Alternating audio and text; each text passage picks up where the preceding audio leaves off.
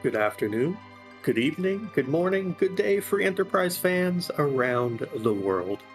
My name is Possum Morpheus, and I am honored to have the privilege to be here for Rhybon versus Pyre in the semifinals of the Red Moon Waxing bracket.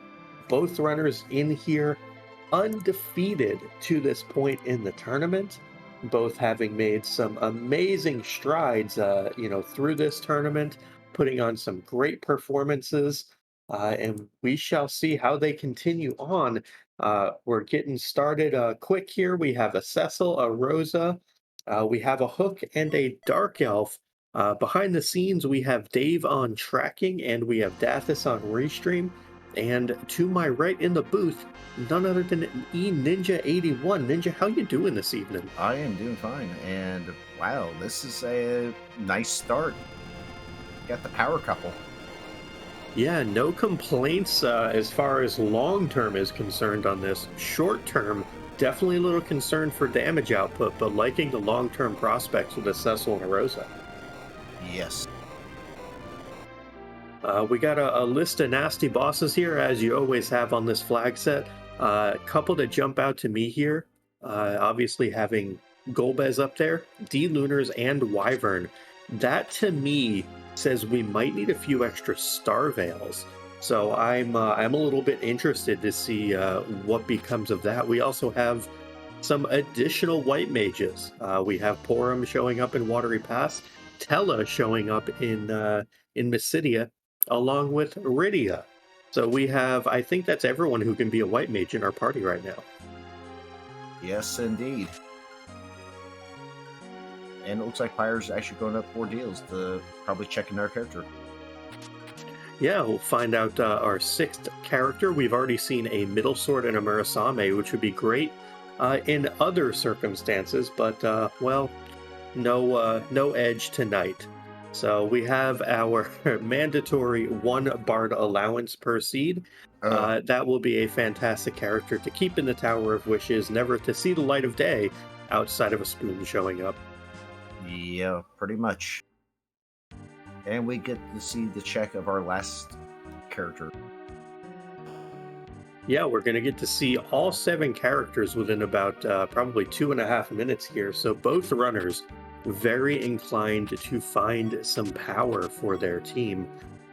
We've seen now a Blizzard Spear, a Murasame, some decent weaponry, but for characters that are not in the party, you'd love to find even a Black Sword for Cecil, an Elven Bow, a Heroine Robe for Rosa, good summons for Rydia. Those would be really the things that you're looking for, but I don't know that we found it yet. No, nothing that I've seen so far. It looks like Rydia being sent to the Tower of Wishes, and then immediately a Leviathan orb shows up, Yeah. which feels a little bad for Pyre. We might see a revisit to that Rydia. And then Rhybon has a Palom that shows up. So we have Palom, Rydia, Rosa, Porum, Tella, Cecil, and Edward as our party members this evening. I'm seeing a lot of mages. Yeah, this seed rolled literally no physical fighters, Edward notwithstanding, other than Cecil. No Yang, no Sid, no Kane. So, yeah, Cecil is going to be your guy with a sword, and everybody else going to be slinging spells. This is definitely a pure reflex strat type party. Yeah, long-term reflect strats would make a lot of sense here. Um, I do wonder just how quick we can find a darkness crystal, because I know both runners would be very inclined and very able, frankly, to do a D machine grind. It would be, I think, a bit early to call this, but if we get underground and there are sirens available and there's no darkness crystal, I do wonder if we get 30 in a dream at some point. But we do have Mom Bomb hanging out in Antlion Cave, which is kind of an annoying boss here. Yeah, it is. making use of those J items I see on Rhybon's side. Yeah, definitely the fastest way through. That's Hourglasses, Coffins, and Starveils on Pyre's side. And That's says a nice shot. no. Ooh, says no to the Ice Brand. And that is a pan on Rhybon's side. Now, interestingly, in that shop for Pyre, I might have been inclined to pick up an extra Starveil or two there because we have Wyvern, Golbez, and D-Lunars all on the table. So I'd be interested to see if our runners pick up some extra Starveils on the way down the hook route. It looks like Pyre's going to head towards Damsian. Or not Damsian, Eblin. Yeah, and not only heading to Eblin, but doing it pre-ordeals. This is a little bit interesting. It means he's going to orphan the XP for Cecil after the transformation on ordeals, but maybe doing this to make his climb up the mountain easier. So he has the hourglasses, he has the coffins. He might just be looking for the Mad Ogre chest where he can just quickly coffin those three. Seeing that Staleman skull doesn't look like he wanted anything to do with that particular trap chest. Yeah, I guess I could see that, you know. This is interesting on Rhybon's side. He is opting out of the Twin Command, gets rid of Porum, keeps Rosa, and going to be, I think, leaning on Leviathan based on that decision. Looks like we're getting an early and full commit to Rydia. Yes. And there is that Mad Ogre chest. That's the one I expected Pyre was looking for. Those Mad Ogres, definitely an enemy that's easy to just stop and coffin, get yourself some XP, do some life glitching. Basically, you know, just go through and really power up that early team. And you see 3 coffins were purchased and 3 coffins will be used here. So Pyre knows exactly what he's doing here. Likely figuring he's going to be doing the other trap chests at some point anyway. So just getting this knocked out of the way. Sets him behind a little bit on progression, but sets him ahead on levels. But big note here is he's not going to have Rydia online with Leviathan, where Rhybon is. So we'll see if he can catch up to Leviathan power-wise with the power of Twin or Virus.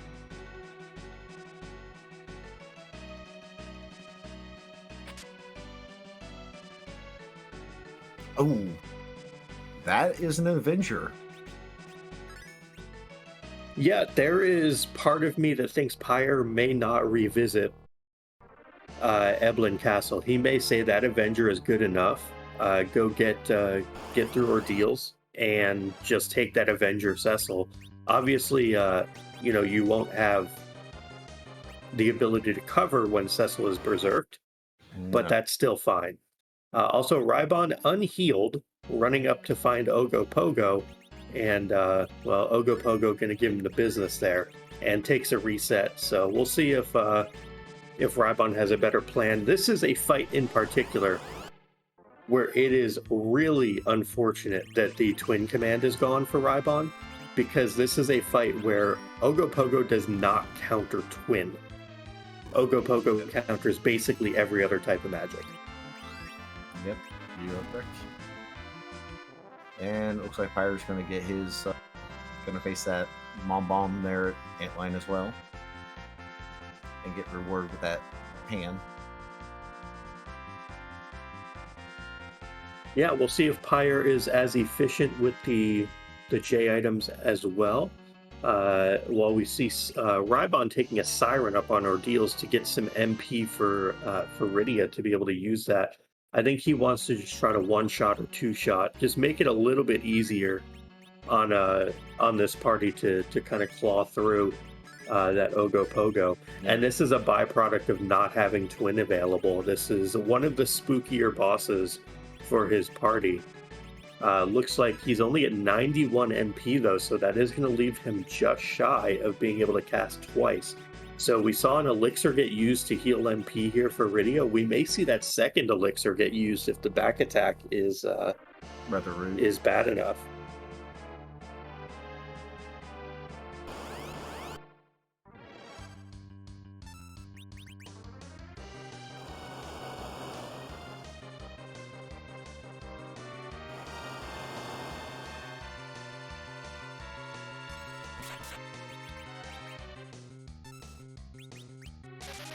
And it looks like on Pyre's side, the explosion actually knocked out Porum there, which is a problem because that means that the twin cast, excuse me, not going to work. Tella trying to recall Toad, which also not going to work. And here we get a flare cast, which should finish the job here. And then we have some noodle on noodle action over on Rhybon's side. A Leviathan cast coming out against Ogopogo, who does counter with Blaze, but this is a required Ogopogo as well, as it is our final objective boss. If we look down on our tracker on the bottom right.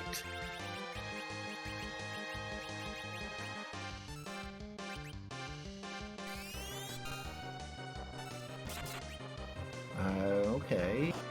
Rhybon's pulling MP from Tella. Yeah, Rhybon deciding that he wants a Leviathan cast to be available for the back attack spot.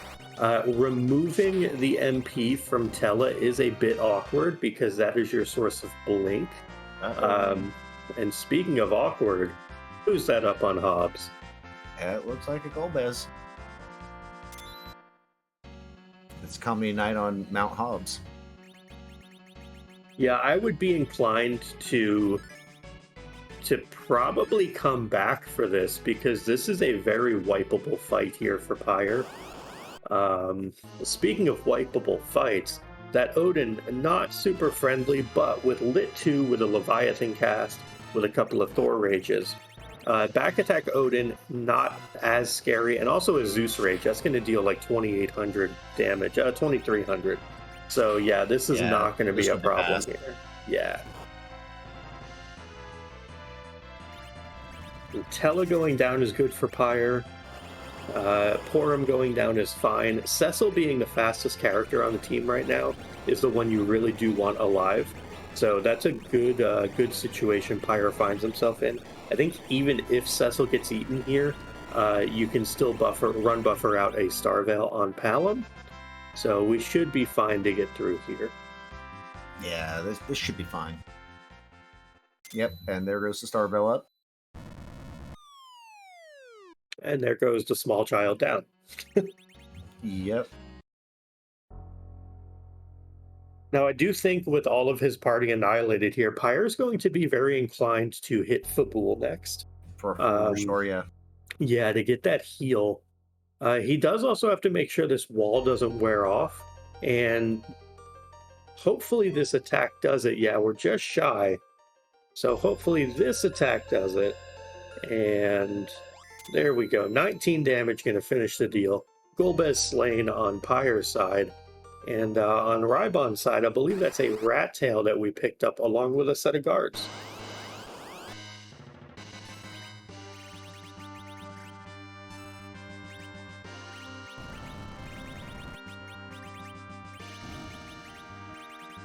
And Rhybon opting for using his last J item there.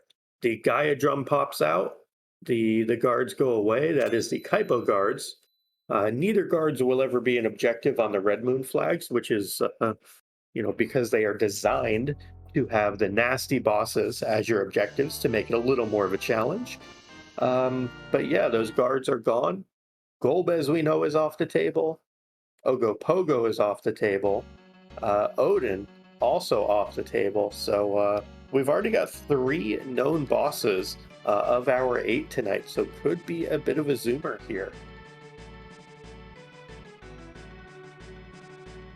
Okay, it's DKC at Fabool defense. Not a bad spot for DKC. No, if you were to come here first, like if you were to go antline straight into Fabool, it could be troublesome. But with those levels from Eblin Castle, Pyre can basically just sit here and be like, "Hi, nice to see you," and yeah, I'll take my free XP and my free key item check. Yep.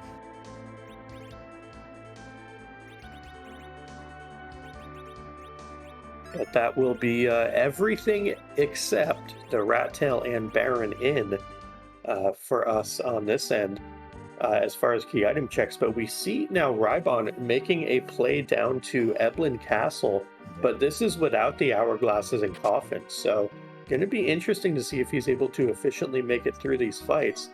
And here's a huge decision point for our runners as well. That is a package from Fabul. Ooh. Ninja, you think anyone's going to check that package? In my opinion, I would, but with these runners, I don't think so. Yeah, that's fair. I also think that we're going to see some package fading on our runner side here. I think maybe you do it if you have, let's say, something really awful on the hook route. Well, you know what? There's no such thing as awful now on the hook route. Speaking of awful, that's a crystal sword. That's very not awful. Also, what even is this Eblin? That's a crystal sword and an Avenger.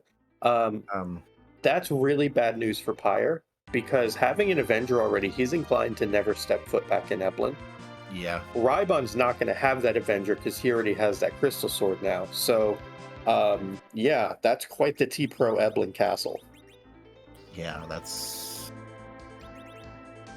quite a castle. So I guess it's cute and all, all these mages that we have.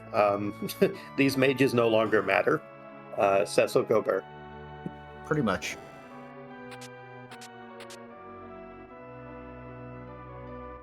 We see good use of the twin command from Pyre against Ogopogo, as we kind of talked about before.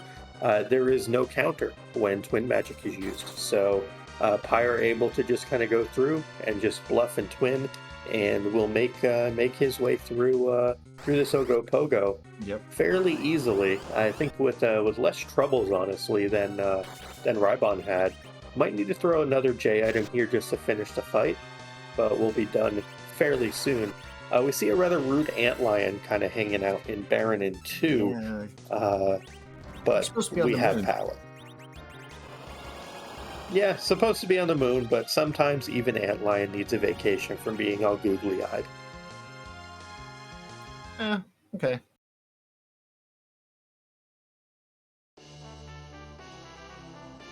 Well, we get a passable reward from Baron in. The pass. Yes. And yeah, that's going to be all she wrote for Baron. For Rhybon for now. I believe on Rhybon's side now, we have the Rat Tail to check. I think he also has to make the loop to do Antlion Cave, Waterfall, and Hobbs. Or maybe not Antlion Cave, but Mist Cave, I should say. So a couple of checks left on the Blue Planet for Rhybon. I think Pyre still has to do Baron in, but has done the rest of those kind of ancillary checks. Yeah. Pretty much, yeah, that's right. Rhybon hasn't done the Fabul defense, though. And I'm kind of wondering if Rhybon's not going to. He's going to hold out until Panbonk. Yeah, it's a really interesting thing, because one of the big fears, yes, you have a crystal sword, but one of the big fears is losing out on a potential early darkness crystal with Atella. Yeah. And I wonder if Rhybon is going to live slightly in fear of missing out on that, or if he's going to just keep clearing everything the way it's tracking right now, which is to fade Fabul and say, I have a crystal sword, I don't care about a D machine. Looks like Rhybon not fading Hobbs, though, which is good. I'm kind of thinking he doesn't want to double dip Fabul. Yeah, it makes sense, because you can go through and you can single dip the whole thing. And looks like we have a Venom cast come out. This is going to ensure the fight for Rhybon. Basically, using the poison status, it has a higher priority than the hold status does. And so what's going to happen is Golbez on Rhybon's side going to attempt to paralyze the party, and it is going to fail. So that is why the in-battle use of Venom is very important, because now we can get our Star Veils up, and this fight will be free. On Rhybon's side, he hopes Cecil is alive, and then he doesn't have to worry about Star Veils. He just swings the sword, excuse me, and Golbez dies. Yep, because Golbez is susceptible to holy attacks. Should just be able to swing and it's over. Yep, exactly. Yep. And there it is. And goodbye, Golbez. So big question for me here on Pyre's side is, does Pyre go back to Evelyn?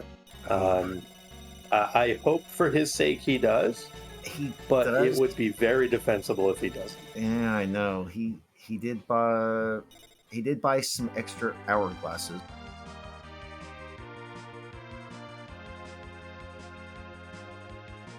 And no Fabul Fade for Rhybon. Pyre saying, let me pick up this here airship and check that rat tail. So Rhybon going to be getting the package fairly soon, and Pyre going to be giving us our first look at the rat tail. Rhybon add one to the Fabul.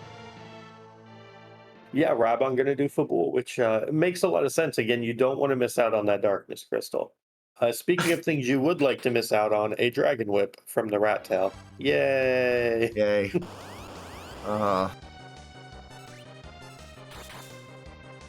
This Thanks I Hate It moment brought to you by the Adamant Grotto.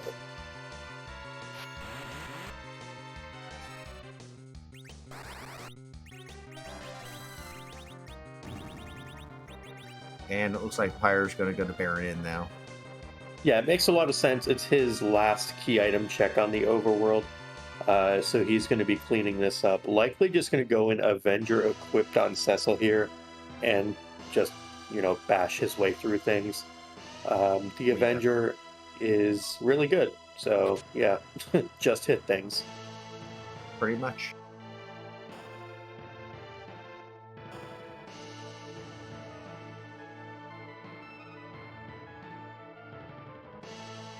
And this is where I think we'll probably see Rhybon start to go towards the underground. I mean, I don't think Rhybon has any more checks left.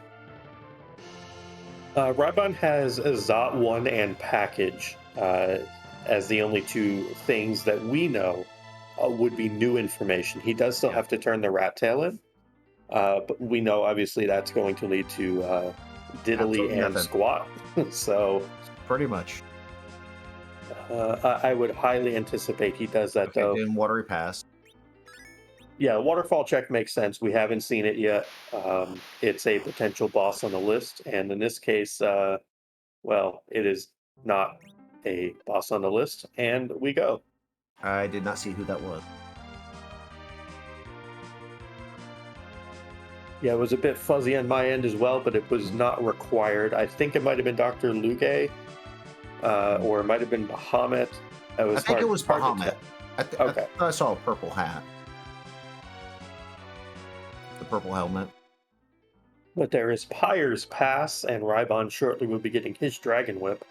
And we shall see, does Pyre go back to Eblin? Do either runner check the package? These are kind of the two major inflection points right now. Is Pyre has an Avenger, Rhybon has a Crystal Sword. Neither of them have both. Do either of them feel inclined to check the package? Rhybon is heading south and going to be heading east, and that means he's going to find himself at Cave Ablana, and Pyre is going to head north and at least check Mist Cave. I don't know if we'll get a package check here as well. That's a huge time sink, though, checking package. It is, but if it hits, you basically feel like you're winning. And Rhybon's picking up his coffins and hourglasses. Looks like 5 of each. Yep, and no package check for Pyre. Do we go back into Cave or Castle Eblin? The answer is no. So, as good as an Avenger is, I think we have to say at this point, while our runners are only about 20 seconds apart, advantage Rhybon. He's got a Crystal Sword, Pyre doesn't. Avenger is cool, but It's not a crystal sword. And I guess I do understand why Rhybon picked up five coffins. There are exactly 2 bosses we haven't seen that you can coffin. Dark Imps and Baron Guards. Because we already seen the Kaipo Guards at the... Oh, and that's a Dr. Luge. But we have Tella for that. He can just cast stone, it'll be fine. Yeah. No? Okay, I tried. Although I have seen a lot of off-slot stones lately. Not for me. But we do have both runners charging down this hook right now. Rhybon, I think, has a crystal sword and a naked Cecil otherwise. Pyre, I think, has an Avenger and purchased a headband.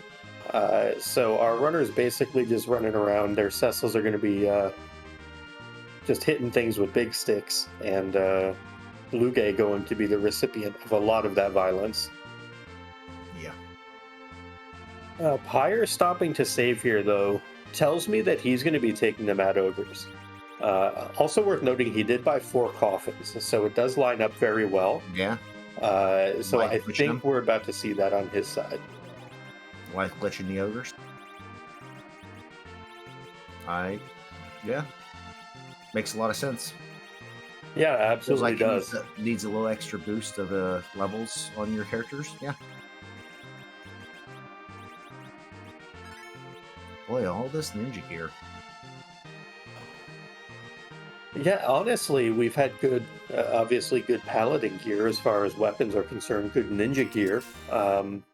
And then, of course, Fu would have been good too. Just good stuff all around for any of the potential Red Moon starters.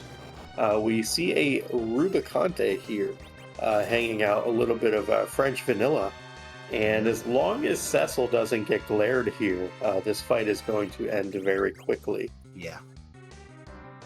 And there's Pyre getting the ogres. Dragoon gear is on. The magic at this spot is paltry. Cecil got glared. It didn't matter.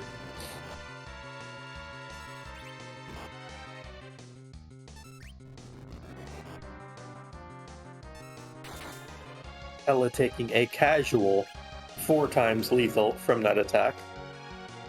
Feels bad for Tella.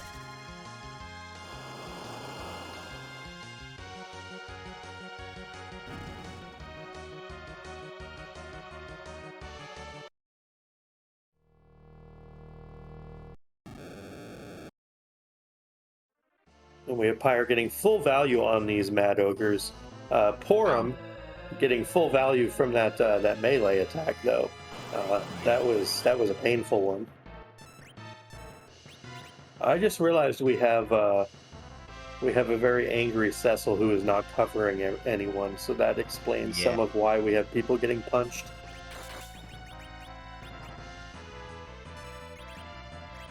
Yeah, I think that's why he had the Palom throughout the hourglass. Yeah, it makes sense. And this should be the end of the ogres. We'll see if we get Quake on Palom here. Hopefully it's enough for him.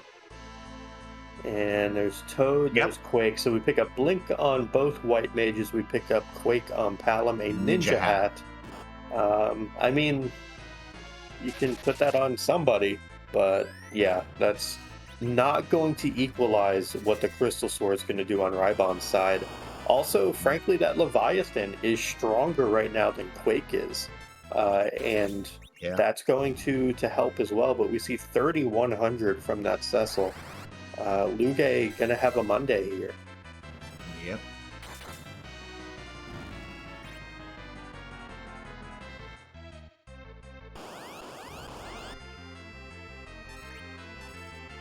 And this will be a little bit of an interesting fight. I wonder if we see a manual heal cast come out on Cecil here to preempt the poison.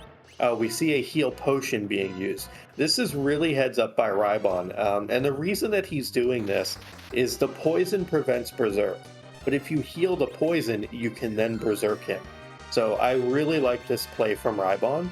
Yeah. As long as Cecil doesn't get slept here, he can get berserked, and then this fight will be over in probably 2 swings from that Crystal Sword. So I really like this play from Rhybon. I totally agree with you on that.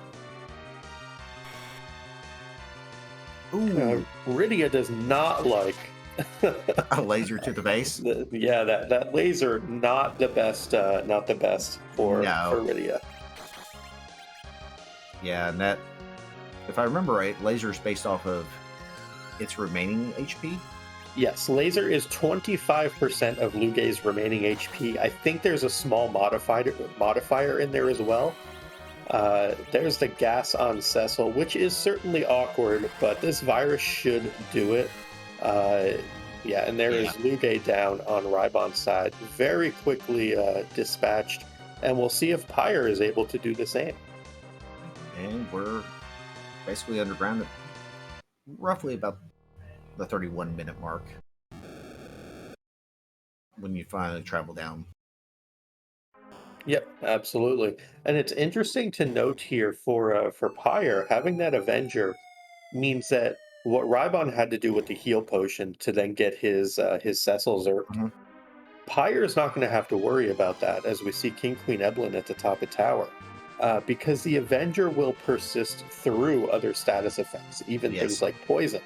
So Pyre not going to have to worry about that. His Cecil's just going to be bopping away, completely unaware of everything else that is going on in the world, just hitting things with his stick.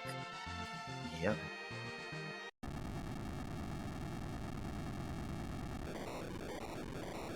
So what do we expect here, Ninja? You think Rhybon's going to immediately do the pan Pan. turn-ins? I think Pan Okay. bonk right away. At I'm least inclined to agree with you there. Pan bonk. Shopping first.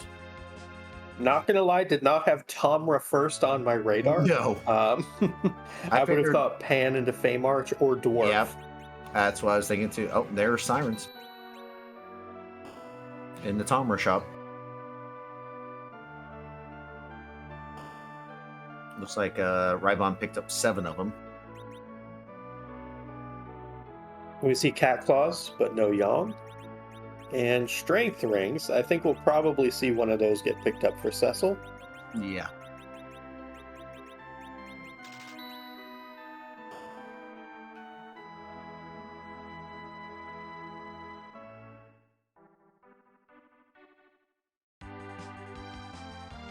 And Rhybon says, my next destination will be the Feymarch. No, Nope. will not be. Pan Will bonk. be Oh, no. Sirens. Sirens. Well, he's just throwing us everywhere.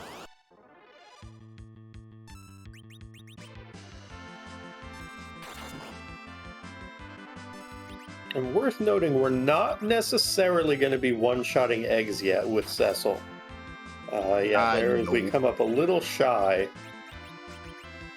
And we're just going to burn a coffin here. Yeah. Which, yeah, you just don't really want to be messing with these dragons. They can do bad things to your party at these levels.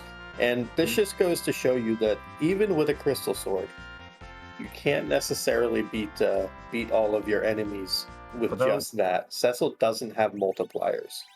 I think now Cecil might have that. Yeah, with the strength ring on and the level, well, back attack, he's not going to be able to No. do it because the back row glitch, ever so conveniently, is turned off.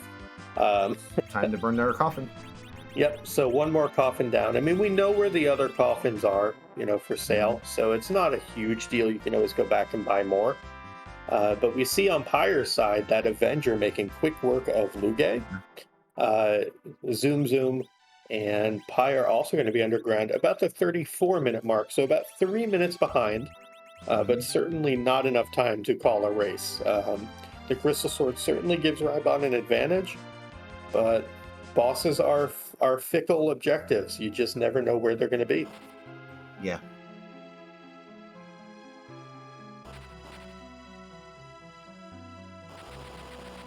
And we get to see what the pan bonk is. Yeah, I'm hoping for another fairly awkward key item for our runners. Twin harp. Yeah, that's kind of what I'm hoping for, is like a twin harp, even a Luca key. Kind of the more awkward key item checks to really force the decision making on the behest of the runners. So that's what I'm hoping to see. But we get instead an Oh, adamant rock. So half of the forge If we get the other half, I do wonder if on Rhybon's side we even bother forging, whereas on Pyre's side I could certainly see it because he does not have that crystal sword. That's true. It looks like Rhybon is going down the Fade March, going for the freebie and check the bosses. Probably also shop. Actually, I don't know what else is really needed in this. For Rhybon, Bacchus wine and a big pile of them. For Pyre, less so. Yeah.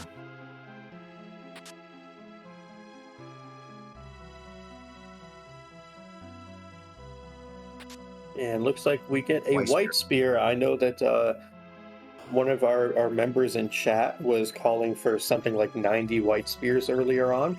That white spear, though, literally just going to turn into a pile of Bacchus. I think Rhybon's going to buy probably 15-ish here. Yep. And pretty much call it a day from there. That's going to be all the Bacchus he needs. Pretty much. And Pyre looks like he's going to go play in Dwarf Castle while Rhybon's playing here in the Fey March, or at least taking the free heal. That would normally indicate Dwarf is on the table. And yeah, that is the direction Pyre is heading. While Rhybon shows us CPU at Leviathan, give me an ew, and then some flavor of Mylon. At Asura. I mean, the Asura is not bad. Yeah, that Mylon is certainly doable. That CPU, that is a last location. Yeah. I know that there are folks, around the community who love to do Fey March the first time down and just take out everything that's down there. Yeah. That is a huge time sink to fight that CPU. Even with a Crystal Sword Cecil, there's no back row glitch. Like, that's just ew. And it looks like Dwarf Castle 1 was demissed, huh? Which brings up another check. Yeah, so Dwarf is a 2-for check. The only way that Dwarf can be a 2-for check on Red Moon is when demist is here. There is no free key item on Red Moon, and no warp glitch as well. So demist will give a key item check. Dwarf Castle will give a key item check. And this would lead me to want to fade that Fey March, having demist here, having a free top of tower. I think our runners are very inclined between pan checks, dwarf, demist, and top of tower to really not even do anything down in that Fey March. Iridia, meanwhile, again on Rhybon's side, just getting dumpstered, taking 600 damage in the back row. Rosa taking another 600 in the front row. Demist not playing around on Rhybon's side. We'll see if he can get through this before we get a mist cycle, which I believe on Pyre's side we were able to skip because of all the damage coming out. And looks like the same will happen on Rhybon's. Uh-oh. Uh-oh. Uh-oh. That is classic Dwarf Castle. That's kind of rude. Wyvern at the second spot. Unfortunate for Pyre because he was anchored, or excuse me, he was unanchored for that. Rhybon being anchored here is going to be a blessing if he can get... Uh-oh. Uh-oh. We accidentally went to attack. Nope. And Cecil's going to live here, though. It's only one roll. But we get a Starveil up. Rhybon... I think he's just going to drink Bacchus and pray here. He needs 2 swings to come out. I think he's going to get them. No, just one swing. Nope, one swing does it. Okay. Yeah, I was about to say, it only should have 3,000 health. So, yeah, a bit of a real spooky moment there for Rhybon. Those couple sirens he did really paying off by putting Cecil beyond the 1,200 or 1,250 damage threshold and able to just barely get through that. A little bit more of an advantage to Rhybon because of how he's routed this, where he was able to make it through that. So Rhybon now up a Crystal Sword, about 3 minutes on the drop down, and also through Dwarf Castle now. So things definitely going Rhybon's way so far this run, and picks up a Luca key, so vanilla Luca key. That's interesting. If I was in Rhybon shoes, I'd still probably do above ground checks. I mean, you have both Sheila turn-ins, Well, I don't hate the and you got the Luca key. demist. I don't hate the Luca key dive Yeah. here if that's what you're going for, because it's You a boss check and a key item check. you, But you do it while you're down here. Just save outside. If it's not a key item, if it's not a boss, you just reset out. yeah, the only awkward thing is if like Demist has, let's say, Earth Crystal and Mhm. one of the pan checks has Baron Key, and Yeah. then this could be a bit of a punish. Um, we're still likely on a Darkness Crystal hunt. Mhm. I don't think that we're gonna hit go mode pre-moon on this seed, not the way things are shaping up. We know that top of tower is blank. We know that the Fame Arch is blank as far as required bosses. So you'd have to have some weird confluence of events like um, the Double required package, Zot. Zot 1, yeah, and let's say Luca here in order to hit Mhm. a moonless go mode. So it's going to be interesting to see the routing that plays out here. Also, to agree with something that chat has said here, like if this is the twin harp, it's very awkward from Luca. Mhm. Whereas like the pan would give you, a more linear scope of the seed, if you will. You'd be able to see kind of what's going on check wise. And Um, does Luca come back into play or not? there's Uh, Rhybon taking a second save. yeah, Rhybon taking that second save because there's still a lot of very, very scary things down here. Something like Magus Mhm. Sister, if they're not feeling nice today, could ruin your day. So definitely don't hate that. He's got to check the boss though. Yeah, samurai arrows, not exactly what we're looking for Rhybon, but that's good in a sense that if this check just gives nothing, Just reset uh, back out. exactly. So just a Yeah. corrupt. Pyre purchased 30 sirens, Mhm. which means that I Pyre. think we are getting some mage overwhelming here. I like it. Yeah, so I think on Pyre's Um, side, we're going to be looking at Cecil, Tella, Rydia, Palom, Rosa, and we're going to be yeah. spending about 12 minutes getting everyone to nuke. Rhybon, what do you think he's doing first? I would check the demist. Okay. Yeah, I'm a fan of checking Demas because I personally would forget about it if I don't do it fairly immediately. Mhm. So I definitely like the Demas check first. Mm. Wow, the value. I mean, it is a black shirt. It is, and we do have a mage who can wear the black shirt, so it's actually not the worst thing. Free Enterprise 3, thank you for the raid. No spoilers from your race, please. We are about 43 minutes into Rhybon versus Pyre. Right now, Pyre is getting set up to do 30 Sirens in a Dream, which, I personally want to thank him for. Rhybon is up a Dwarf Castle check and a couple of sirens, and has a crystal sword to Pyre's Avenger. Eblin was loaded, but both runners only did one trap chest. One of them got an Avenger, one got a crystal sword, so advantage Rhybon on that.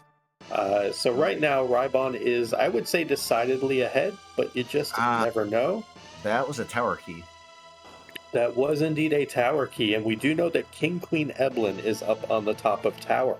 So I assume Rhybon will be headed that direction very quickly. Probably That full does check. put us at 7 key items, though. After the Pan and Demist only gave us one total key item. So 10 may Yeah. not be on the radar until we get to the moon, but I don't think for Rhybon he cares about that, having the Crystal Sword. Well, first they have to find said crystal. Well, the Darkness Crystal, they'll find it eventually. There are a finite number of checks. We, of course, hope it's behind that CPU at Leviathan, uh, but, Yeah, mathematically, that's unlikely. but it could be. It certainly could be. And I think Rhybon will probably do both checks up here. Means the top was free. Yeah, you're absolutely going to be doing the King Queen Eblin check.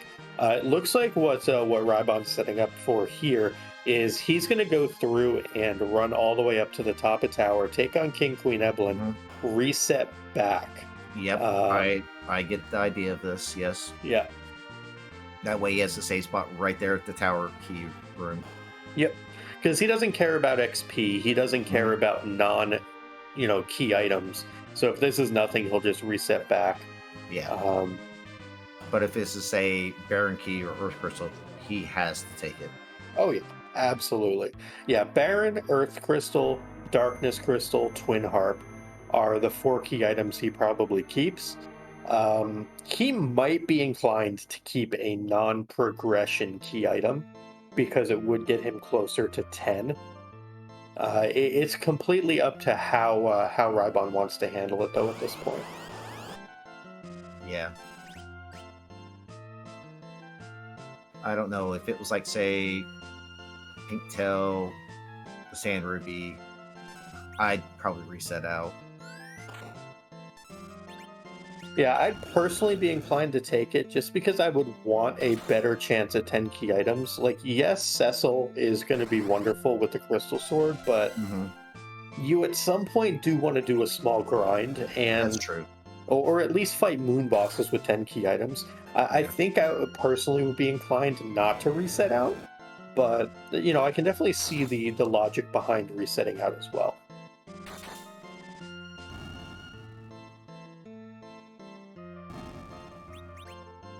Well, looks like King Queen Evelyn down on Rybon's side. I think Pyre is through about 5 or 6 eggs right now.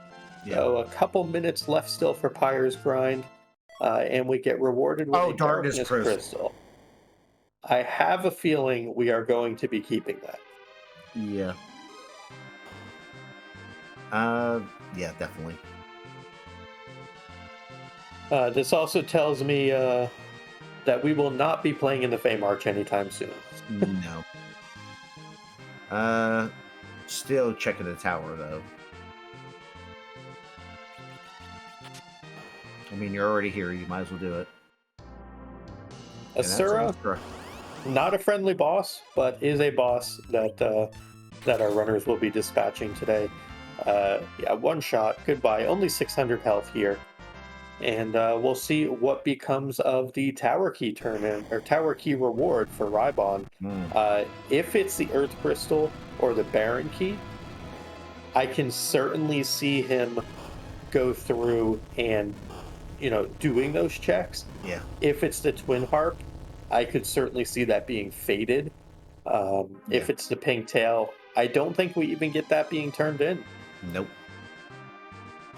Uh, yeah, I definitely see Baron because, well, we already know the first boss is nothing. There's still two more in Baron, and you got the two in Zod. Right.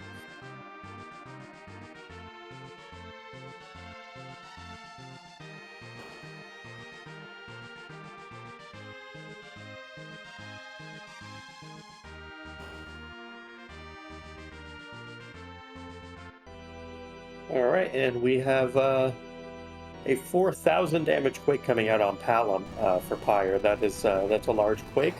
But with 5 key items only, he's saying I don't think I'm going to get to 10, so I'm just going to do all of my grind now and kind of carry on from there. Palom awkwardly is super slow, so you have to parry around to kill things, and that is a Twin Harp for Rhybon. There's two schools of thought here. One is you do Twin Harp and you do Zot 1. The other is you go to the moon. With us being at 4 of 7, it is a little bit awkward. Your expected return on the Darkness Crystal is 2 bosses between the moon and the giant.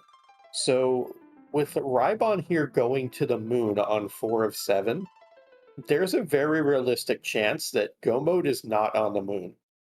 Um, I think in Rhybon's shoes, what we might see here is starting with face checks, where he will go to like Value Cave, go to the Murasame altar, head to the bottom of the moon, and if he starts coming up blank on stuff, you may see him start clearing checks. Uh, just letting Cecil Zerk up and kill things, hoping to find an Earth Crystal, Baron Key, something like that. Um, 3 bosses is not completely unreasonable between the Moon and the Giant, but this is going to be interesting on Rhybon's side, what his play is here. Because if the Moon blanks, or you have to start killing things on the Moon, that does give Pyre a little bit of time to catch up.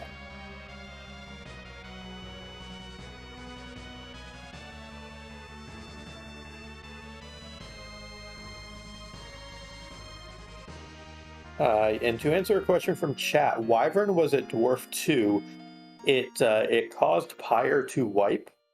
Rhybon was able to get through it because he had done a couple sirens when he got underground, and his Cecil was able to live through the Mega Nuke.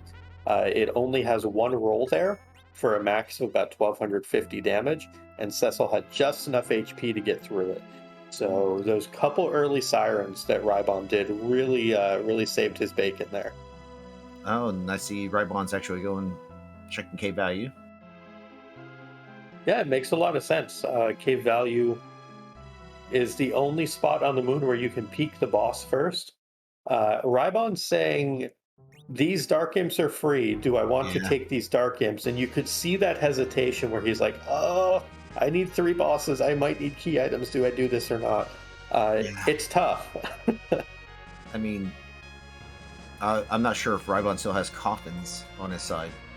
He has an hourglass, if nothing else. Oh, yeah. Then so that would have been free. Well, free if you don't die first from the punches. That's correct. But we do have Rhybon making his way down the LST. Both runners putting on a great show for you. So please make sure that you do give them a follow.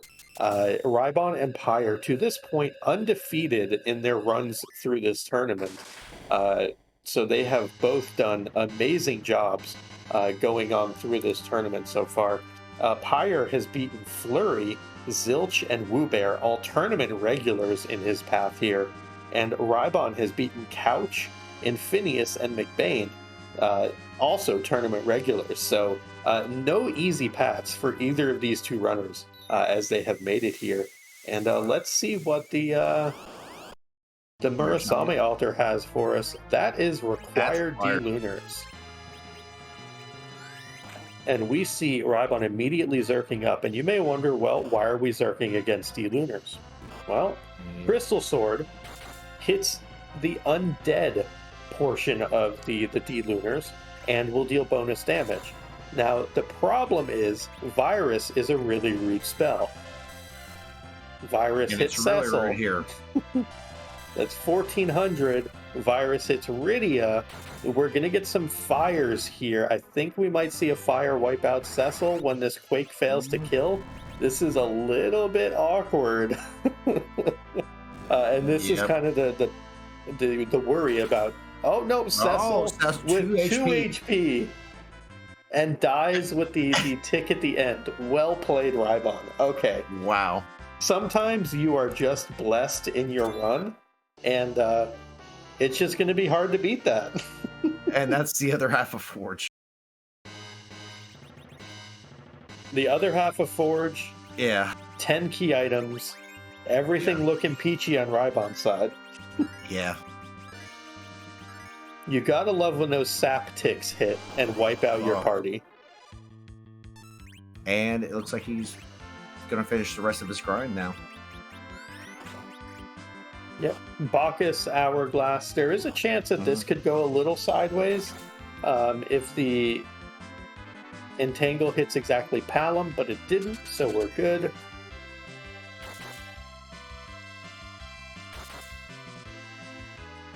I think one more hit on this front dragon, and we'll get a life glitch here, and that's going to be nice. 180,000 XP on Rhybon's side, as compared to that 34,000 XP that we see on Pyre's side. But while both runners are grinding, I do think we need to shout out some of the folks behind the scenes doing the Lord's work on this. Dathis, awesome job as always on the restream. Of course, Engie Dave, fantastic runner of the Blue Moon flags, doing great. Now, so is Dathis, for that matter. Both of them doing great work in the Blue Moon side of things. Dave doing tracking, Dathis doing restreaming, and Ninja, you also in the Blue Moon tournament. I believe you got a race tomorrow. Yes, I do. And yeah, you're doing a phenomenal job on comp, so thank you for keeping me honest up here. Always a pleasure, man.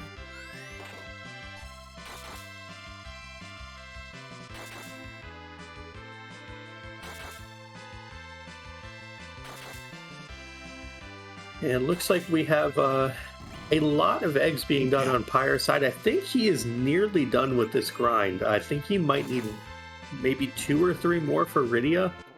I think he needs 2 more. Yeah, it's like 16 and a half, I think, is nuke for Rydia. 16 and a half HP. And meanwhile, we're going to see Rhybon here, who's going to be at 10 key items fairly quickly.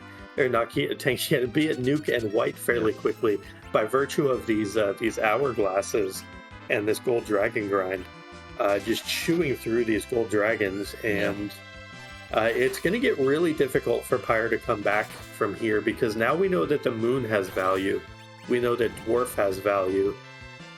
We've seen the Luca dive already. Pyre's going to be retracing a lot of steps. He's going to do these checks all faster than Rhybon did, but the problem is everything that they do from this point forward will be at basically the same speed, which means that Pyre needs to claw somewhere around 6 or 7 minutes of time back, maybe even a little more than that. So this one's going to be a tough task for Pyre to advance from here, to stave off defeat in this particular race. But we'll see if he can do it. I wonder if we get to see anything cheeky from Pyre, and see things like a package check, maybe, or a Zot 1, or even a twin harp check. Yeah, I'm kind of wondering about that too.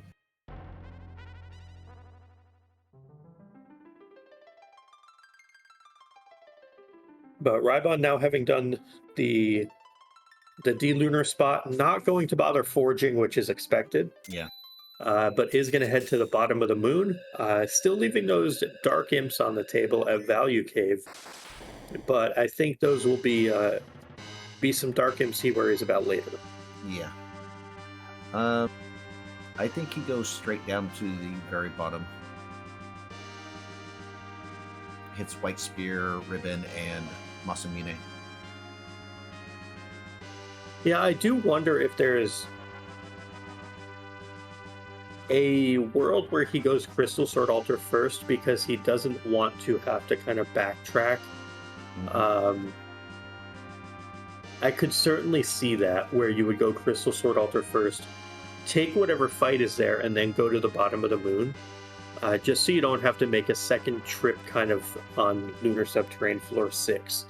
It would be more efficient if you have to kill things on the moon. It'd be less efficient, obviously, if the bosses are on the bottom of the moon. So we'll see what direction Rhybon opts to go there.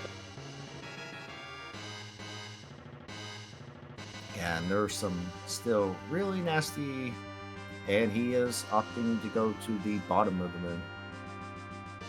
Yeah, with the pass in hand, it also makes sense, because you can always just go back to the Crystal Sword Altar and then exit out if needed. Worth noting, we do have... Okay, there we go. I was going to say we didn't have Cecil in slot 2 there, but we do now. Yeah. Because we want to make sure he gets drunk as soon as possible every fight. That is required. The moon play so far definitely paying out, and then some for Rhybon. That is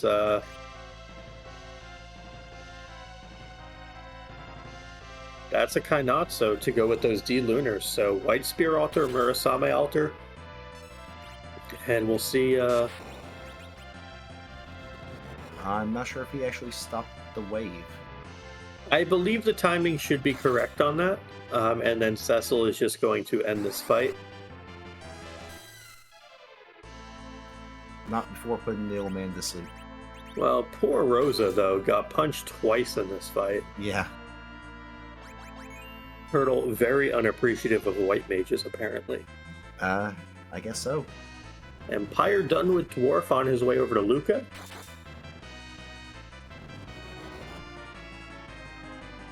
Turtle's hiding inside the shell. Crisis averted. And very well played. And Turtle is no more. There's Meteo on the Kid, Stone on Iridia, so I think we're 2 or 3 levels away from Nuke on the Kids, Yeah.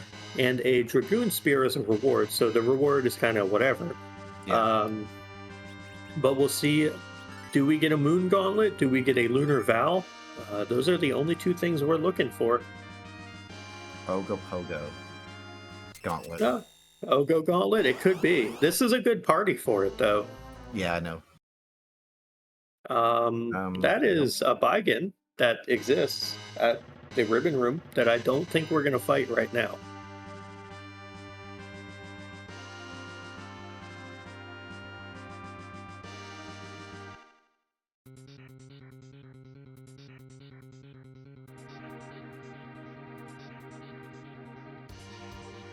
But let's see, as Pyre is going to show us that Luca check that we know doesn't lead to much of anything.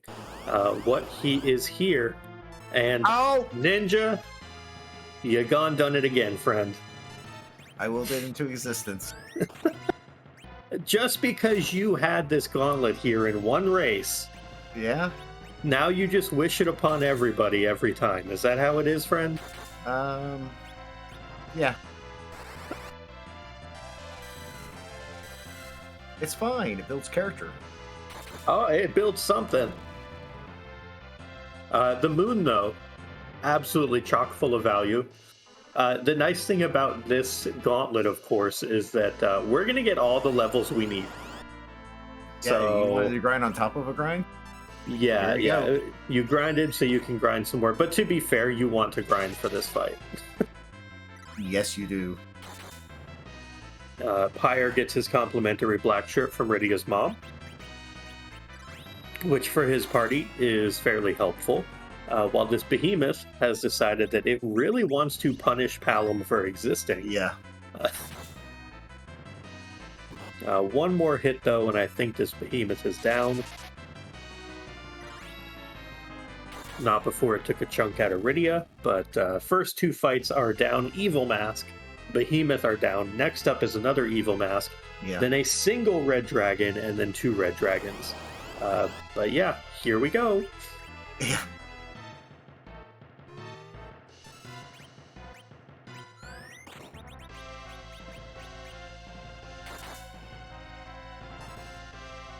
And Pyre getting the tower key from that Pan turn-in, so we'll likely be following the footsteps and headed up, following the footsteps of Rhybon and headed up that tower. But we see Rhybon making very quick work so far of these first couple fights. Yeah. The 4th fight, the single Red Dragon, if it doesn't die quick enough, it will cast Heat Ray on the party. Heat Ray is a really rude spell that exists and will deal somewhere between like 1,300 and 1,700 damage to everybody. So there's a punch. Rosa probably going to queue up a Cure 4 here on the team. And that nuke may be enough from Palom. It needs to roll really high. Nope, not going to get it off in time. And Cecil actually walking off that Heat Ray pretty well, only taking about 500. And we're going to get 2 Red Dragons in the next fight. Does the Dragon Gear affect that? It must be fire resistant in some way. Like Dragoon Gear must be protecting that. Makes sense that Heat Ray would be, fire damage given its heat in the name. But then again, the Earth Hammer deals fire damage, so who really knows what's going on? Yeah. But Pyre finding this Asura and is going to very promptly dispatch her. Rhybon really well set up to get through this fight, has learned nuke along the way. Rhybon may even pivot to full reflect strats based on the XP that he's gained from these fights. He's picked up nuke on 2 characters, he's picked up white on Rosa. So I think we may see an example of Crystal Sword Cecil. just standing around at Z and looking pretty after having done Yeah. basically the Lord's work the entire season. You couldn't see him like putting a star veil on Cecil, and then box him up the next turn. Rhybon does still have route. Rhybon still has one elixir, I think. He didn't use them both, I don't think. Because up on Ordeals, he used the Succubus to pull MP from Tella. So I think he still has one elixir in his thing. So, and that's a way to keep your reflected person up and going. Yeah, it's absolutely true. But it looks like we do have a swag walk here, which makes sense. He has so many levels after that gauntlet. That was like 700,000 XP that he picked up, 600,000, something like that, plus the gold dragons he did. But Ninja, we have some some who's butts in chat. We have some Z's. We have some swags. We have some red moves. We got a lot of things coming out for this one. Yeah. Zemus, the final boss of the game, too big, too bad. You don't want to get big banged an antlion. That's for darn sure. That would not be great. Mom Bomb wasn't great there this seed, but Big Bang would be far worse. So Ninja, what's the question we always like to ask at this time of the race? Okay, let me think. Whose butt are we going to kick tonight? Does it have a butt? Is the butt cute? Does it have a hat? Is the hat cute? Does it play an instrument? Can it help me with my 401k? I'm just going to say yes to all of those. Okay.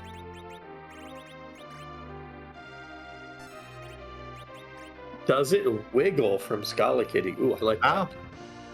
Am I? With the shakes that we see, that's kind of wiggling, right? Yeah.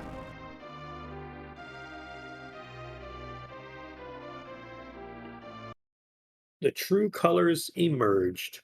Grr. Erg. We're fighting Godzilla. I guess it does have a butt. It could be cute. I don't know about that. It doesn't really have a hat. No, it don't have a hat. Actually, based on the sprite, I don't know. Since it doesn't exist, can we say it has a butt if we can't see it? I'm not sure. It can definitely help with our taxes and our 401k, though, because it will just threaten the life of anything that threatens us. Yeah. This is an interesting one now, as far as answering all of those questions. But we do see reflect strats coming out here from Rhybon. No hybrid strats, no drinking of Bacchus wine, just going pure nuke white here, which makes sense. These are going to be big nukes, big white spells, and yeah, we're going to be through this fairly rapidly. Unfortunately for Pyre, who has run a very good race to this point, that crystal sword just allowed Rhybon to chew through everything up until the bitter end here, and we kind of worried about that when he found it, or when Rhybon found that and Pyre didn't, that crystal sword was going to dramatically warp this seed, and it did.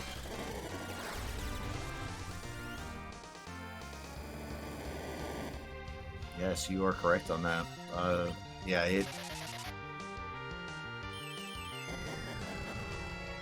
Big Bang comes out. Tella takes a nap. Old man is tired. He's done good work this seed. The nukes are going to be flying. The white casts are going to be flying. And speaking of flying, Pyre is flying up to the moon. Yeah.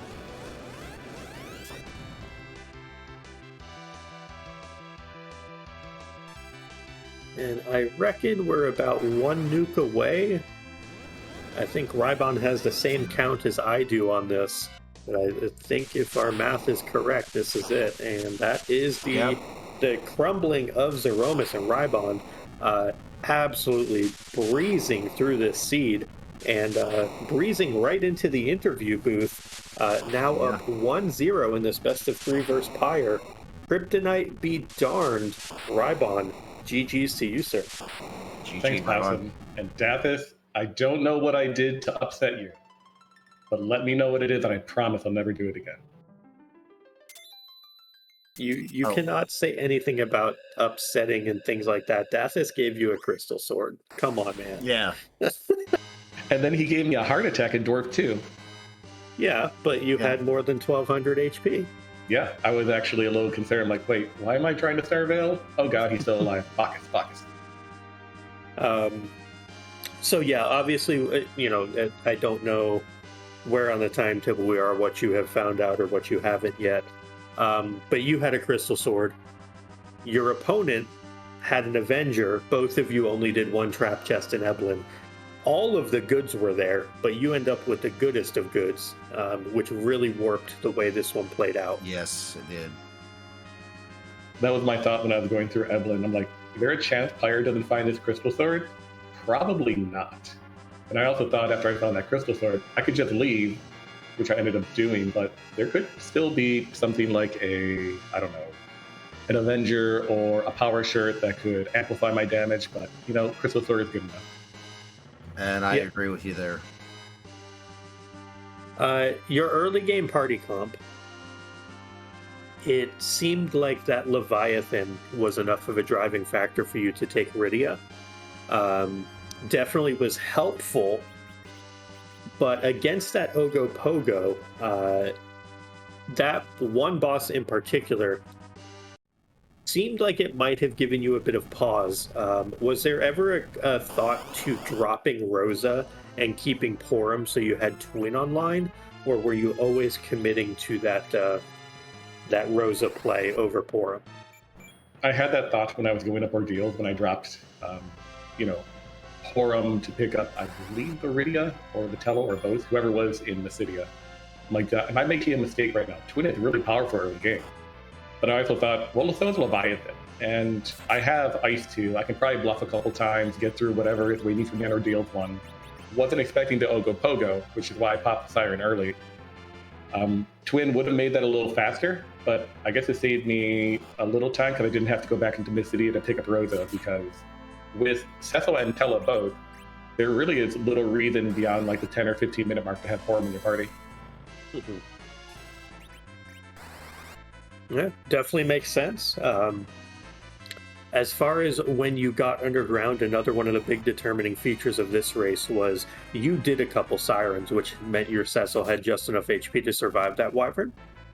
Pyre, not as fortunate, did not do those Sirens right away underground, and so he did take a wipe to that Wyvern, which really kind of set him back a little bit. So you got underground, you did those Sirens, you were prepared to fight, whatever was in your way. What was your kind of driving factor to go to Tomra first of all things? Because we were speculating either Dwarf Castle first, the Pan turn-ins first, maybe into the Fey March. Were you just looking for Sirens for exactly that purpose, or looking for something else? I was looking for Siren and Bacchus mostly. And back when I started playing, I would often forget Tomra. So I've kind of made it a habit to check Tomra first thing I possibly can once I get underground, if I'm interested in finding any particular items. In this case, Bacchus would have been super useful, Sirens were quite useful. And I ended up doing, I think, maybe 2 or 3 of them, primarily just to get Rosa online, because I had done very little grinding prior to that hook route. And I think Rosa had actually died to whatever was waiting, I think, Blue Gate. So she didn't even have Blink yet. I'm like, if I'm going to take on Dwarf Castle, I probably want Blink at the very least, maybe even Cure 3, which is what I ended up going to. Yeah, I saw you went up to Cure 3, and that is about where I would have stopped, and then continued doing the underground. Yeah, Cure 3, exceptionally useful spell, especially when your party doesn't have significant damage. I think I also got Quake from those as well. I think I probably got Quake from killing Blue Gate. You got Quake. I was about to say, you had Quake on Hallam at Ordeal. Yeah, I didn't have it during the hook route, but I think I had it just after the hook route. So, yeah, but still nice to get additional HP on those characters as well, because also, Tella unfortunately had gained some levels prior to the hook route. So as a result, I didn't have pretty good agility anchoring.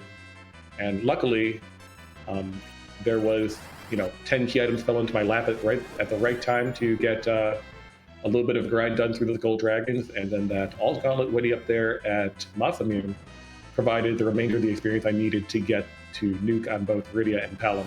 Otherwise, I was pretty much just going to power couple the fight. Yeah. So, speaking of when you got to 10 key items, HP ran out interest you at all? Yeah. I'm just imagining Cecil just swinging one last moment and then dying. I'm like, oh, well, a good thing I have life potion. That was very, very well. It was super heroic on his part. Yes. He did what he needed to do for your team for the majority of this seed. Yeah. One other thing I wanted to ask you about. So you completed the tower. Obviously, you pick up your darkness from the King Queen Emblem fight. You also pick up that twin harp. Was there ever a thought in your mind, because you were only at 4 of 7, not necessarily 5 of 7, or 6 of 7, was there ever a thought of like twin harp, Zot 1, maybe a package, tidying up a little bit of the blue planet checks, or even going giant? Or was this always just, I'm going to the moon? It was pretty much going to be moon, primarily because I had the pass in hand. If I didn't have the pass in hand, then I'm not walking to the bottom of the LST looking for 2 or 3 bosses in order to get my go mode, because I don't want to walk it a second time if I happen to miss, and it's unlikely for there to be 3 bosses at the bottom of the moon or anywhere on the LST. Lucked out today, I was expecting to just find 1 or 2, and then I would bounce back, go do giant, go do something else, potentially with more levels from the moon bosses that I did actually end up killing. And yeah, it ended up working out, but if that pass was not in hand, then yeah, definitely Zot 1, the Rex banner was in play. Maybe not the package, maybe the twin harp, I'm not sure. Yeah, it definitely makes a lot of sense. Well, heading into the next match, and if I were better at my job here commentating, I'd have looked up when that is. But heading into your next match with Pyre, obviously things went well today, but are you looking to change anything up? Looking to, adapt any strategies? I assume you'll watch this back and see, if you can glean any information from it. But anything immediately that you're looking to change, or just keep playing your game? I mean, as you said last night, at this point we have to keep on playing our game at this stage of the tournament, because it's too late to really change anything. My game in this case is just continue to get lucky, I guess.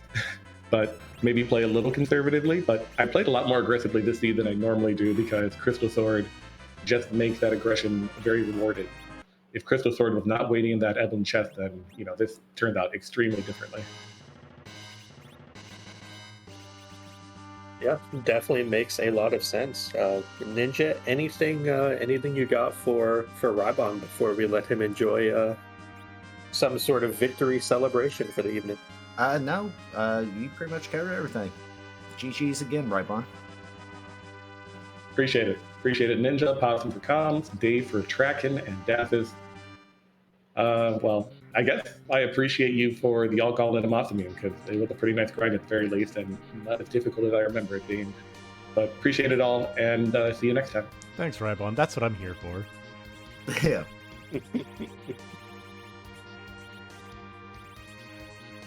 And GG's again to Rhybon, our winner this evening in an official time of 108.58, moving to 1-0 in this best of 3 series against Pyre, and remaining undefeated for the tournament so far. Yeah, just absolutely crushing it. One of the tournament favorites coming into this, and proving why.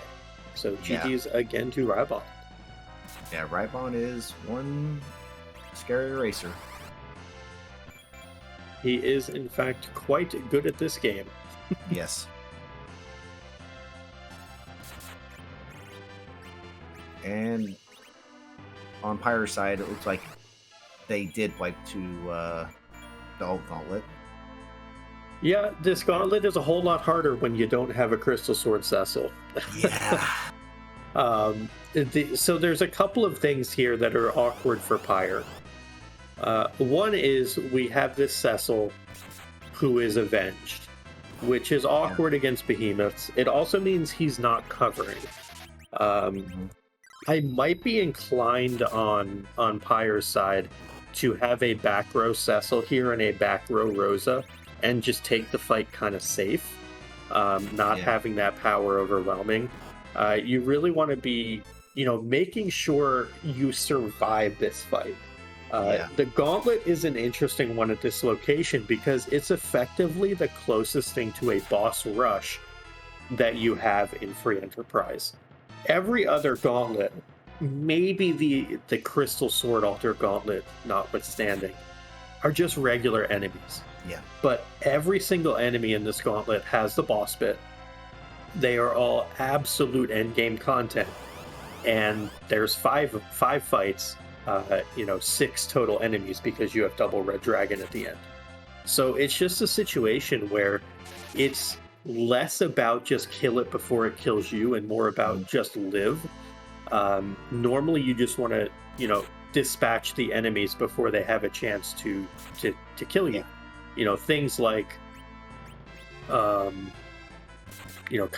for example, where normally it's just a DPS race, or Val, where you blink up and you just Zerk and you're good.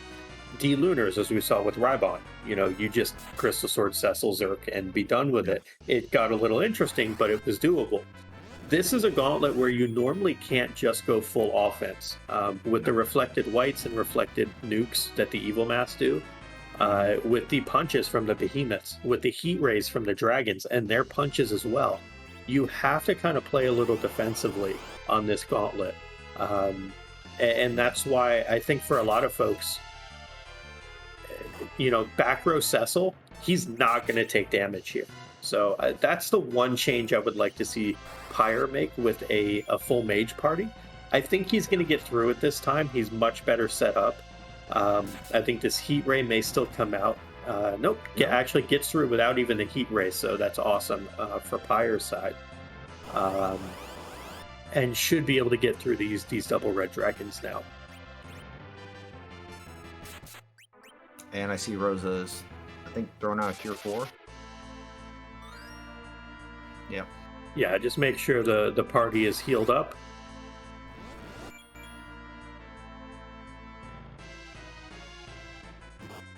Yeah, I'm pretty sure Pyro will get through it this time. Yep, should not have too much of an issue here. And then on Rhybon's side, I'm guessing that we're going to get some music from Rhybon here, just giving us a little bit of a show, and that'll be nice to hear what we missed out on since neither runner decided to do the twin harp for us. Yeah. So one of the cool little things that you can do with the randomizer is once you have completed the seed and you get to where it confirms the completion and you see kind of the cosmos, if you will, post game, you can reset. It changes the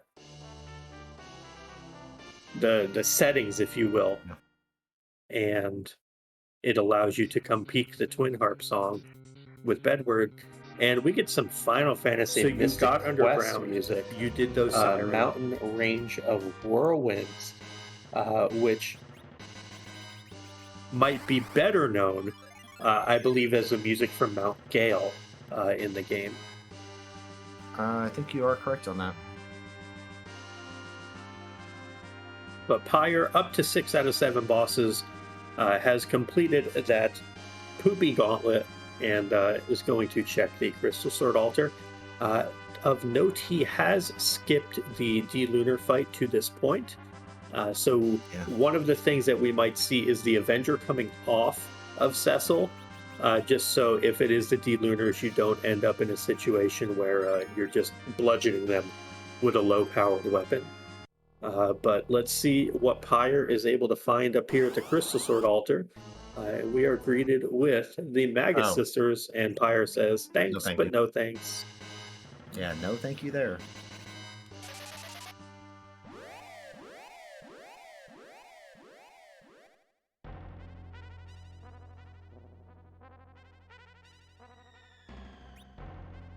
And Pyre heading into the... nope, we're going to save at the bottom here first.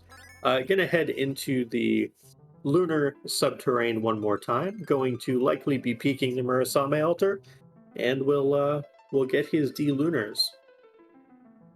Yep.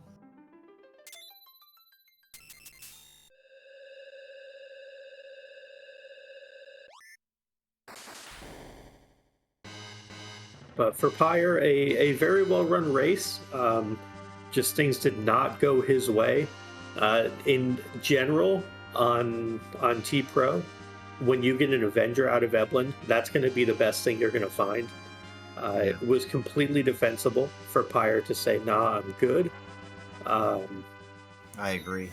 Just this seed, it wasn't it. And, that happens sometimes. But we see the D-Lunar show up. The Avenger is still on, and this is going to get awkward.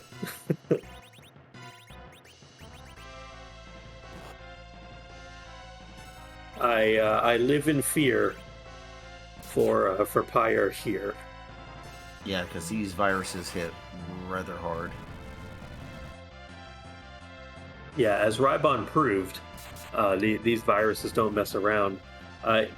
This is a bit spooky, but I think we'll be okay. Yeah, I think we are now.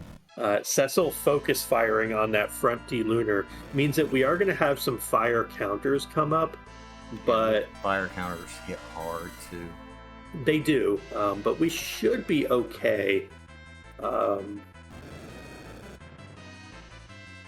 we don't have anyone taking reduced damage. Rose is about to die. Well...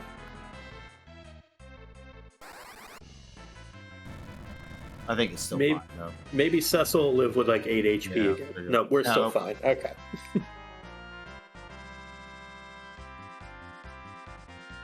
And with that, Pyre's got go mode. Yeah, Pyre has his crystal. Gonna be likely making his way to Troya, turning the pass, and carry on with his day. I don't know if we'll get a forge here. I don't think we will from Pyre. So. I would love to know what the forge was. Maybe Rhybon or Pyre can tell us.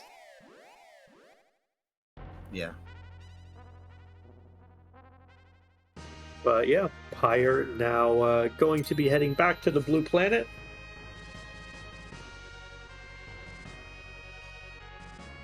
And likely also going to be doing reflect strats. We'll just have to take that Avenger off of Cecil, and that'd be a big telltale sign as to whether he's going reflect strats or not.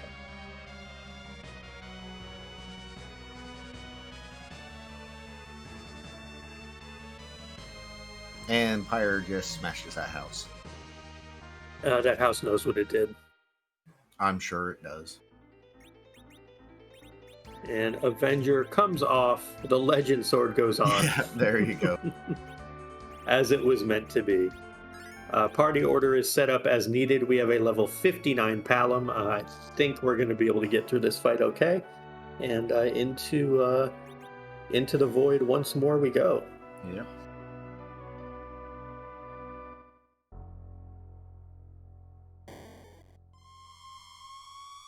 So on Pyre's side, just like we saw on Rhybon's side, same party comps, same strategy for Zeromus. Basically what's going to happen here is the crystal is going to be thrown by the anchor, which in this case is Tella.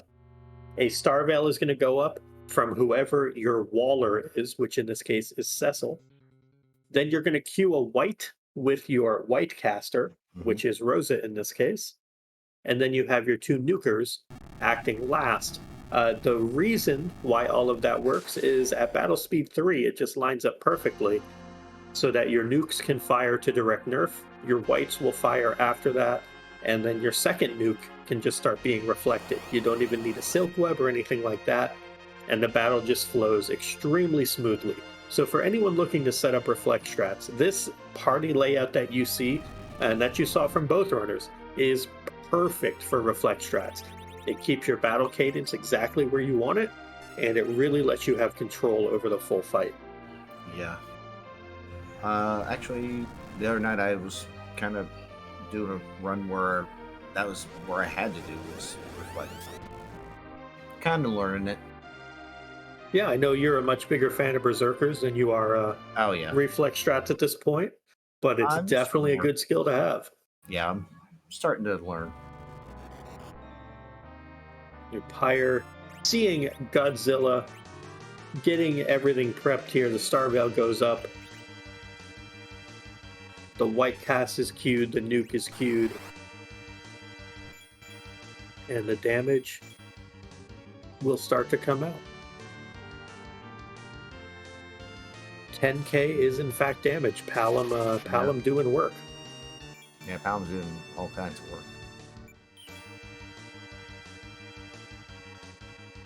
And Rosa with another 7,500.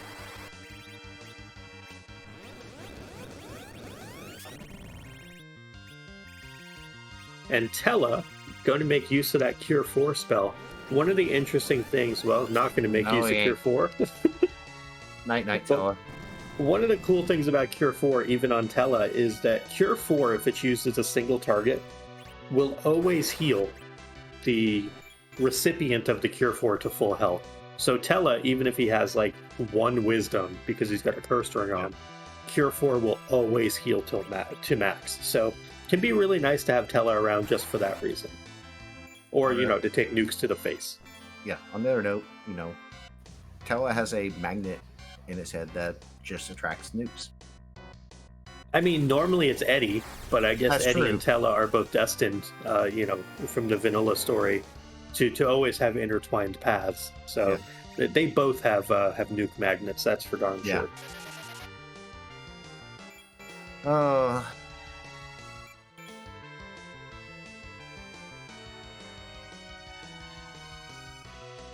Yeah, this will be a pretty quick fight.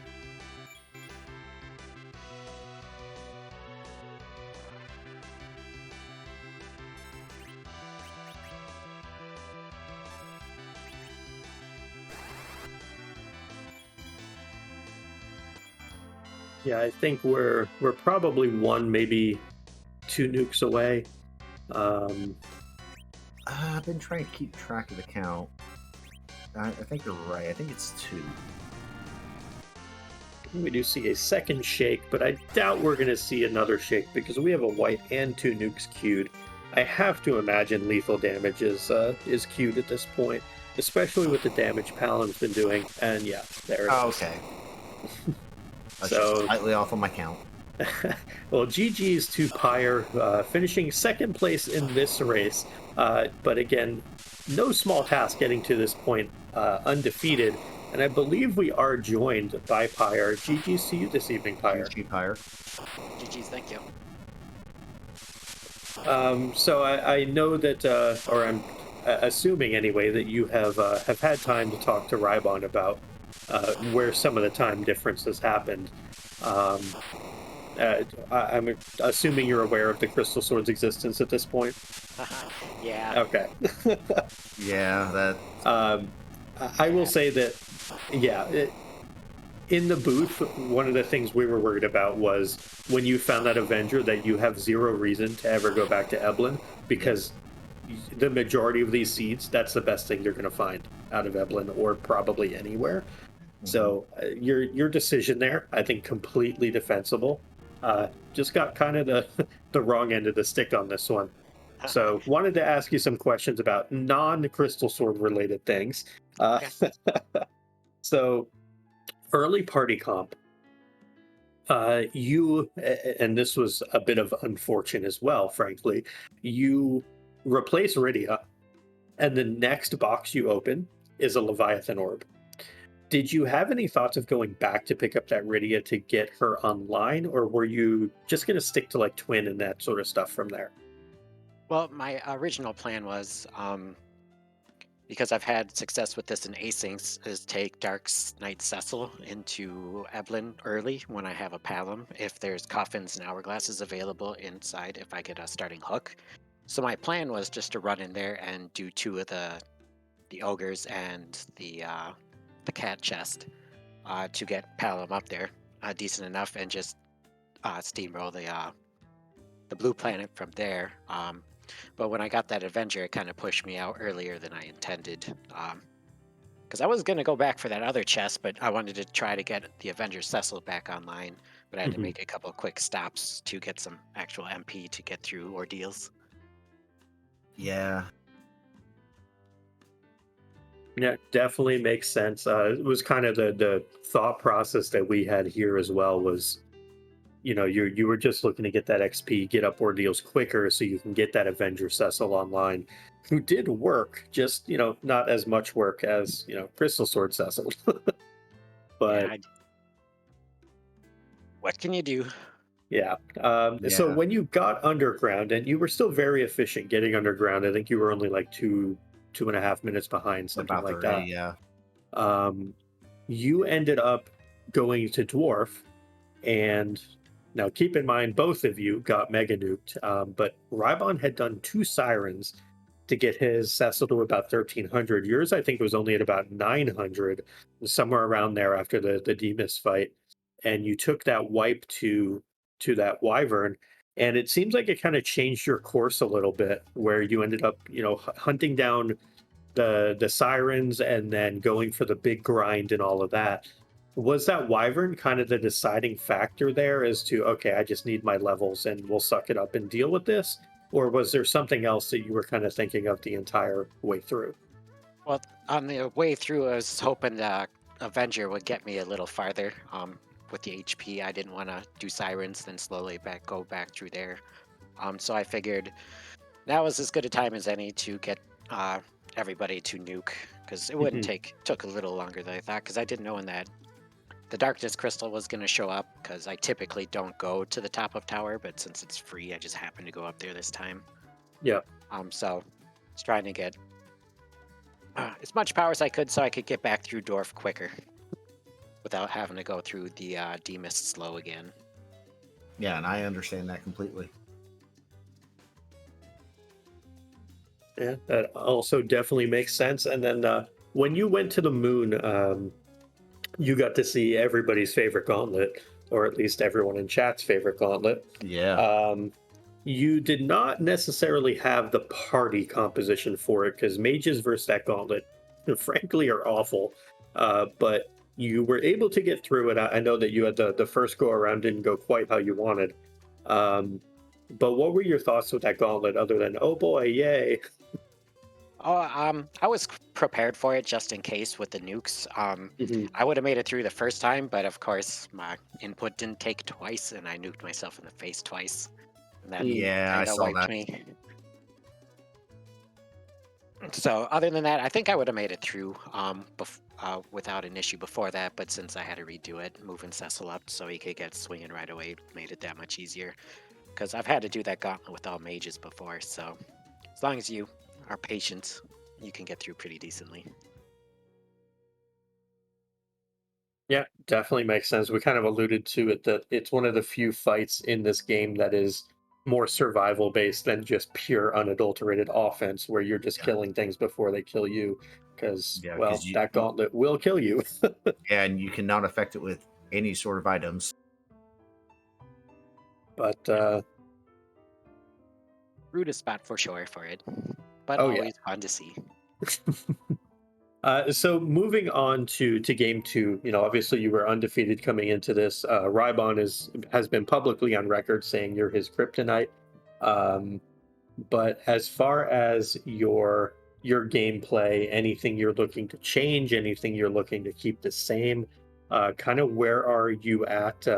Forward thinking as far as what the future holds for the series, and then when is your next match as well? I believe it's Saturday evening, around sometime. I don't remember the exact hour.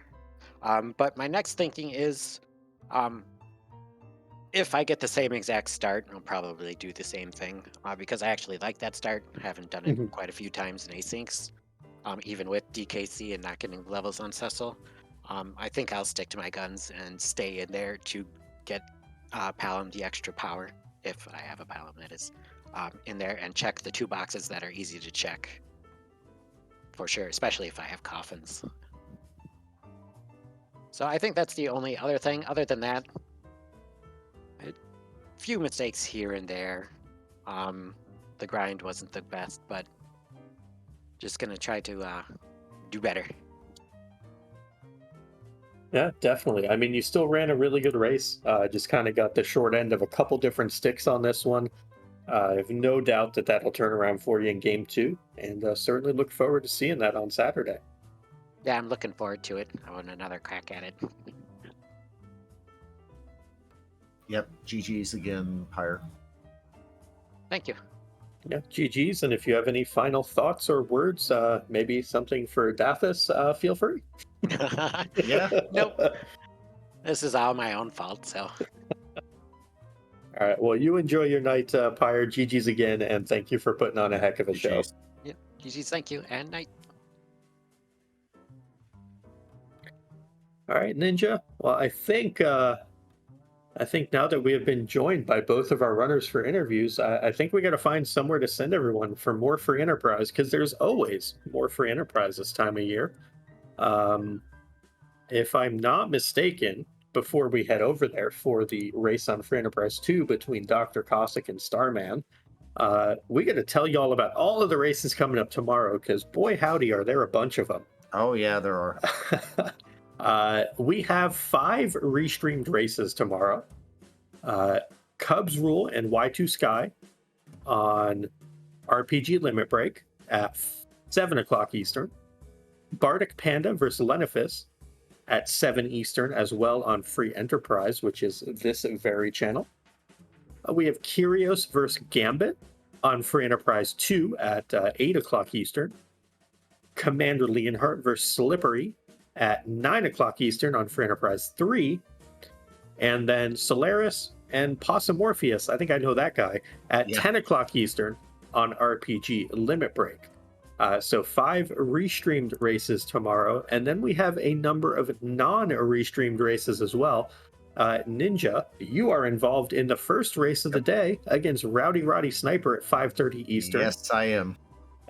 Zeke and John Burkhead are going to be at 6 o'clock Eastern. And I believe that concludes all the races for tomorrow. So 7 total races that happen tomorrow. But we are going to be headed off to Free Enterprise 2 for that race between Dr. Cossack and Starman. Before we go, want to give one last shout out to our runners who put on a fantastic show for you, Rhybon and Pyre. And then want to, of course, thank our behind-the-scenes folks. Once again, Dathis on the restream, keeping everybody in line. Angie Dave keeping all the buttons in line. And Ninja, of course, keeping me in line. So thank you, everyone behind the scenes. Also, I want to give shout outs to everybody on the restream team and also to my co-commentator, Possum Morpheus. Well, thank you, Ninja. I appreciate that. And everyone remember, as we go over to Free Enterprise 2 for this Blue Moon race between Dr. Cossack and Starman Random, no spoilers on this one, or you will get the bonk. Everyone have a great night. I hate newspaper.